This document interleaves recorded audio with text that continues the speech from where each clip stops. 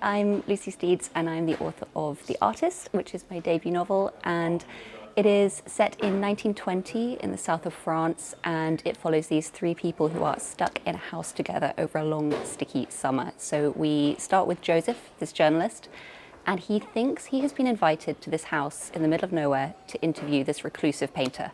But when he arrives, the painter has no idea who he is and does not want to talk to him. So eventually they strike a deal, which is that Joseph can stay and write about this painter if the painter can paint him. So you have these two men staring at each other, trying to crack the other one.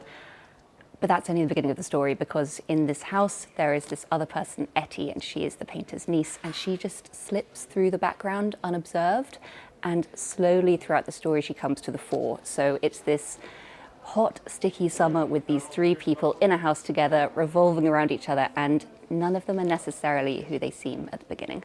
Okay, so we're here in Waterstones, Piccadilly, and I'm going to talk about three books that have influenced my writing. And the first is this one, which is Gavannis Room by James Baldwin.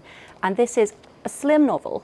It's like barely a centimetre, and it packs such a punch. So this is the story of a doomed love affair between two men, David and Giovanni, in 1950s Paris. And the Gavannis Room of the title is this room where their love can exist, and it's this very otherworldly, Edenic setting where the two people can sort of be themselves.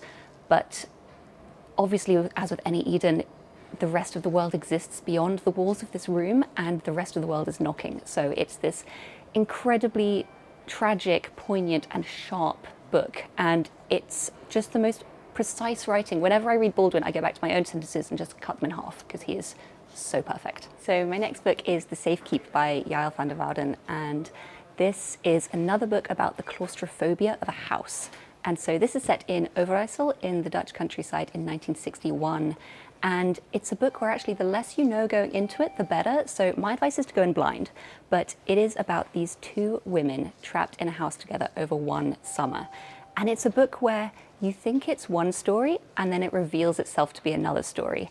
And it's just such an incredible book about building tension and the universes that exist behind closed doors. So my final choice is The Goetween by L.P. Hartley. And this opens with such a dream of premise, which is an old man finding a diary from his youth describing a lost summer. And then we go back to 1900, which is the year this diary was written. And it describes this boyhood summer where he's staying at the house of a friend, this big country house, and he doesn't really fit in, and he's trying to learn the ways of this house, and unwittingly he becomes embroiled in this affair between these two adults in the house, and he acts as the go-between in this illicit affair.